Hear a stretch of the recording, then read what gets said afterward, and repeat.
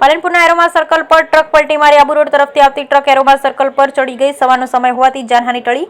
એરોમા સર્કલને તોડી માર્ગ પહોળો કરવાનું ચાલુ રહ્યું છે કામ। બ્યુરો રિપોર્ટ ભરત ઠક્કર, ડીસા બનાસકાંઠા।